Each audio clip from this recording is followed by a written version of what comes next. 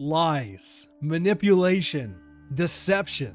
These are all great words best set to describe Madame Arlecchino. And it's no secret that this woman has quickly grasped the entire Genshin community. And while yes, we have been aware of her existence in the past, now after her recent Fontaine teaser trailers, we are finally getting a much clearer picture on just who this tall, shady figure is, whether we like it or not. Regardless, however, on the matter, there is absolutely no reason for this woman to be this fine.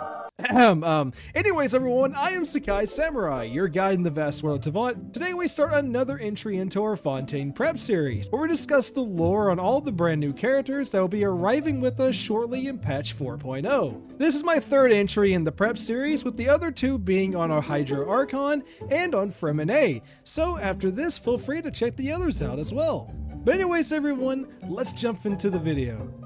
This tall, mysterious woman is none other than Lady Arlecchino, one of the 11 members of the infamous Fatui Harbingers, and with no doubt will be the main villain for the Traveler to take on once we arrive in Fontaine. So it's best for us to start getting a grasp on just who really is this woman, and if there's anything for us to go off on what the rest of the Harbingers have said about her, well, this woman may downright be completely insane, with the Wanderer himself describing her as being extremely manipulative and having an extremely controlling and authoritative personality. There's even been claims from Totalius quickly saying that the woman is simply insane and that she would only ever agree to help someone or extend her plans to others only if she knows that they can be of use to her and that she could further benefit herself. He also went on to mention that she truly is only interested in her own self-gain, regardless on the harm and pain that it may bring to others, even if she has to betray her own superiors to get what she wants. This side of her, however, is hardly ever seen. In fact, very few ever even know this story about her, as this woman is the very definition of a wolf in sheep's clothing, often appearing as a very sweet and gracious woman to those around her, and often portrays herself as being very benevolent and as a loving individual. But under that dark mask of deception is something very dark, with the Wanderer being quick to note that those who meet the true self of Arlecchino simply go missing. So consider yourself warned. You're on her watch list now. I should have warned you. I'm sorry. But cheer up, it's not that bad. I mean, she does run an orphanage where the children are completely brainwashed into being loyal servants for her. Oh, and to also use the orphanage as some good bonus points to look like a sweet, kind woman that she would all just love for us to see her as. And while it may be true that we don't really know how much influence that she has had in the teachings that has been done in the orphanage, but I'm pretty sure it's safe to say that she is responsible for a reasonable majority of what gets drilled into their minds, with her famous words for the orphanage being, and I quote, "Let me be the evil amidst the good, the poison amidst the herbs, the wolf in sheep's clothing, the mercury in a golden chalice." Yeah, those aren't the words of a monster at all. She's also been known for sending agents throughout the regions to spread her name and works of good faith.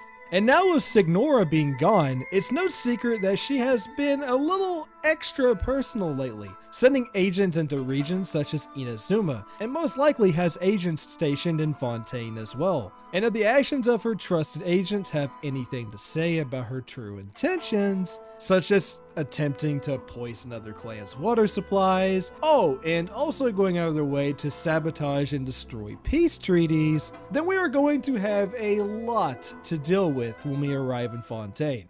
Now that we've covered a good bit of her lore, let's take a moment to do a little bit of theory crafting. Also feel free to join me down in the comments as well, as I always love to see all of your takes. One detail about her design in particular has caught a lot of players' interest, being her hands. If you take a look at them, you will quickly notice that her hands are a dark black color with long sharp nails resting at the ends of her fingers. The reasoning for this odd detail is still a good mystery, however there are many theories out there that point out that this could actually be a sign of something called abyssal corruption. a possible side effect that she has begun experiencing for extended usage of her delusion. If you don't know what delusions are extremely powerful artifacts that are only ever used on highly elite warriors such as the Fatui Harbingers, where it is believed that these relics allow the wearer to manipulate themselves into using other elemental powers. But with something as strong as that comes with a great cost, with prolonged use eventually granting severe side effects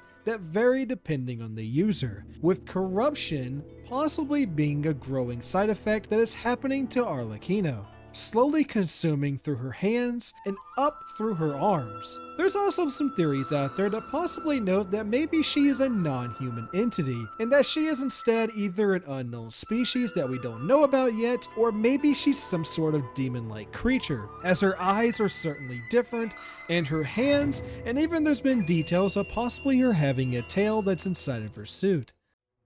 Signora was a powerful individual before her death, and held a lot of power and hearsay over what the Harbinger's operations were. Now that she is gone, however, I feel like it isn't too far-fetched to say that Arlecchino would just love to quickly take her place, and given for her lust of power, I wouldn't even doubt that she has conjured out plans on overthrowing the Jester himself. There's even been mentions that she often butts heads with the Jester and goes against his wishes to fulfill her own, and given for her lack of interest in others, who knows how far that she might be willing to go to get to where she wants to be. For what she may be doing in Fontaine, however, and also what she might be doing with characters such as Lenny and Lynette, is yet to be seen. But if I had to guess, I'm sure that she has plenty of plans for propaganda to help bolster the image of the Fatui, and even more importantly, herself. Being renowned performers, having her sway the show onto her side is only going to help further herself towards her end goals, whatever that may be.